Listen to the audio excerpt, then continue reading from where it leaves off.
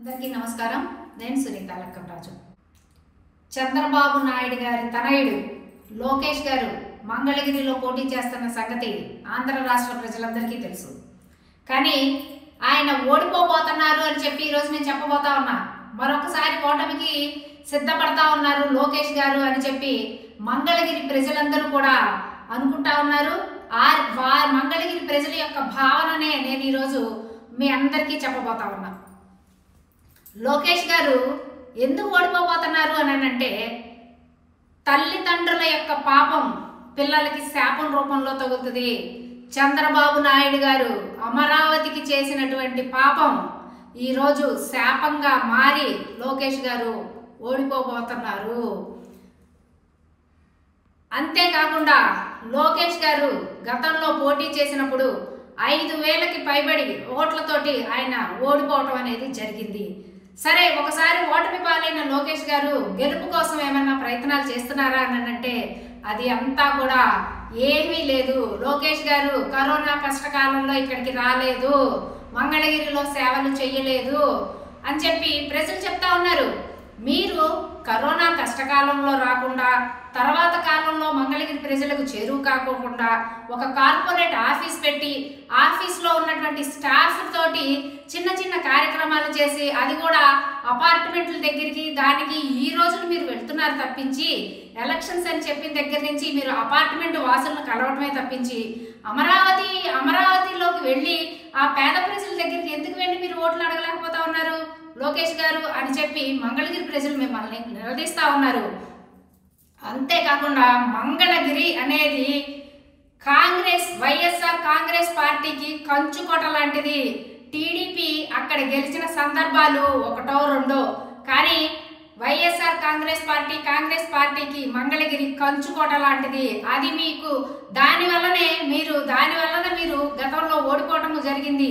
బయట నుంచి వచ్చిన నాయకుల్ని ఎవ్వరిని కూడా మంగళగిరి ప్రజలు ఎమ్మెల్యేగా చూడటానికి యాక్సెప్ట్ చేయరు అనేది గతంలో చాలాసార్లు రుజువైనటువంటి వాస్తవం. అంతేకాకుండా మీకు మేజర్ డ్రాబ్యాక్, మీరు ఓడిపోవటానికి మేజర్ ఇష్యూ ఏమై ఉంటుంది అని చెప్పి మీరు అనుకోవాలి అని నేను చెప్తున్నానంటే అమరావతి మీరు మీ తండ్రి గారికి అమరావతి గురించి అంత ప్రేమ ఉన్నట్లయితే, మీ తండ్రి గారికి అమరావతి ప్రజల మీద అంత ప్రేమ ఉన్నట్లయితే మరి ఈరోజు సూపర్ 6 మేనిఫెస్టోలో అమరావతి గురించి ఎందుకు పెట్టలేదండి?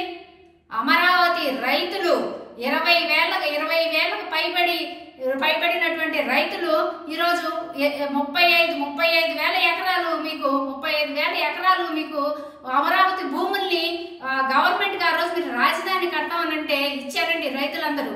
మరి ఆ రైతులకు మీరు ఆ రోజు ఏం చెప్పారు? మేము ఇది డెవలప్ చేసి మీకు రీకాన్స్టిట్యూషన్ ఫ్లాట్స్ మేము ఇస్తాము అని చెప్పారు. చట్టంలో ఏముంది? చట్టంలో లీగల్గా ఏముందండి? మీరు ఆ ఫ్లాట్స్ ని రైతులు మీకు భూములు ఇచ్చిన తరువాత 6 నెలల నుంచి 12 నెలల లోపు అది డెవలప్ చేసి మరి ఫ్లాట్స్ అనేవి వారికి ఇవ్వాలి అనే దాని మీద ఒప్పందం రాసుకొని మీరు సైన్లు చేయించుకొని వారికి భూములు ఎందుకు ఇవ్వలేదండి? మీరు మరి 2014 నుంచి 19 వరకు మీరే కదా అధికారంలో ఉంది. అమరావతి రైతులకి అన్యాయం చేసింది చంద్రబాబు నాయుడు గారే. మరి అన్ని వేల మంది రైతులు ఫస్ట్ లో మీ యొక్క మోసం తెలుసుకోలేకపోయినారు. తర్వాత మీ యొక్క మోసం తెలుసుకొని మమ్మల్ని మోసం చేసింది చంద్రబాబు నాయుడే అని చెప్పి వారు తెలుసుకొని ఏమీ చేయలేని పరిస్థితుల్లో నిస్తేజంగా ఉండిపోయి మిమ్మల్ని ఓడించి, మీకు తనయుడు లోకేష్ గారిని ఓడించడానికి ఈరోజు సిద్ధంగా ఉన్నారు వాళ్ళందరూ. అమరావతి రైతులని మోసం చేసిన ఘనత అనేది చంద్రబాబు నాయుడుదే. ఆ పాపం అనేది, వాళ్ళ శాపం అనేది లోకేష్ గారికి ప్రధానంగా ఓడిపోవటానికి కారణం అవ్వబోతా ఉంది. ఇంకొకటి చూసుకున్నట్లయితే మంగళగిరిలో ఉన్న పద్మశాలీలకి ఈరోజు జగన్మోహన్ రెడ్డి గారు సీట్ ఇవ్వడం జరిగింది. ఆ సీట్ ఇచ్చిన అభ్యర్థి కూడా మురుగుడు లావణ్య గారు. ఆమెకు కూడా ఇరువైపులా తల్లి వైపు తల్లి కాండ్రు కమలా గారు కానీ, మరి మామగారు హనుమంతరావు గారు కానీ, వారిద్దరు కూడా రాజకీయ నేపథ్యం ఉన్న కుటుంబమే. వారిద్దరు కూడా గతంలో ఎమ్మెల్యేలుగా అక్కడ పనిచేసి అనుభవం ఉండి ప్రజల్లో మమేకమైనటువంటి వ్యక్తులే.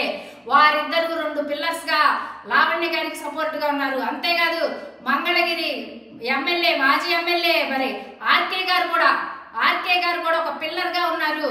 అలాగే గంజి చిరంజీవి గారు కూడా ఈరోజు మరి మురుగుడు లావణ్య గారి ప్రచారంలో ముందుగా ఉండి ప్రచారం చేస్తా ఉన్నారు.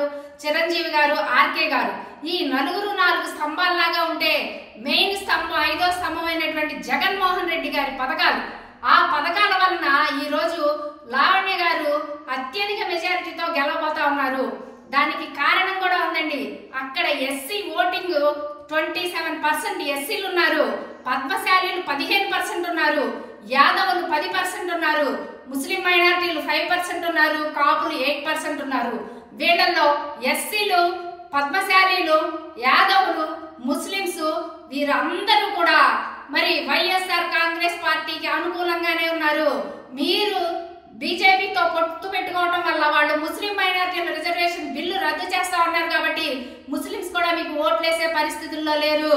పవన్ కళ్యాణ్ గారిని నమ్మి కాపులు పవన్ కళ్యాణ్ గారికి కానీ ఆయన కూటమిలో వస్తున్న మీకు కానీ ఓట్లేసే పరిస్థితి లేదు. ఇవన్నీ చూసుకున్నట్లయితే ఈ పర్సంటేజ్లన్నీ కూడా మనం గణాంకాలన్నీ చూసుకున్నట్లయితే 65% మెజారిటీ, 65% ఓటింగ్ మెజారిటీ తోటి మరి మురుగుడు లావణ్య గారు వైఎస్ఆర్ కాంగ్రెస్ పార్టీ అభ్యర్థిగా గెలవబోతా ఉన్నారు అని చెప్పి నేను చెప్తా ఉన్నాను. అంతేకాకుండా మీరు ఏ రోజు కూడా మంగళగిరి నియోజకవర్గంలో ఉన్న ప్రజలతోటి మమేకమైనదే లేదు. మీరు ఐటీ మినిస్టర్ గా ఉన్నప్పుడు మరి అమరావతి మీద, మంగళగిరి మీద అంత ప్రేమ ఉంటే మరి ఎందుకు జాబ్స్ తెప్పించలేదండి? ఐటీ మినిస్టర్ గా మీరుండి ఎందుకు అమరావతిలో మంగళగిరిలో ఎందుకు పరిశ్రమ తీసుకొచ్చి ఇక్కడ పెట్టలేదు? మరి అమెరికాలో నేను సంచి పట్టుకొని పరిగెత్తుకుంటా వెళ్ళాను, అవి చేశాను, ఈ చేశాను, పరిశ్రమలు తీసుకురావడానికి చెప్తున్నారే, మరి అవి తీసుకొచ్చి ఎందుకు అమరావతిలో పెట్టలేదు? ఎందుకు మీ నియోజకవర్గం మంగళగిరిని అభివృద్ధి చేయలేదు? ఏదో 2 తోపుడు బళ్ళు ఇచ్చో, అపార్ట్మెంట్లో ప్రచారం చేస్తేనో మీకు ఓట్లు వేస్తారు అనుకోవటం పొరపాటు. ఇవన్నిటిని బేస్ చేసుకొని ముఖ్యంగా వీటన్నిటిలో కూడా మీ తండ్రి గారి మేనిఫెస్టోలో కూడా ఎక్కడ అమరావతి రైతుల గురించి కానీ, అమరావతి భూముల గురించి కానీ ఏది చెప్పలేదు. రాజధాని గురించి అసలే మాట్లాడట్లేదు మీ తండ్రి గారు.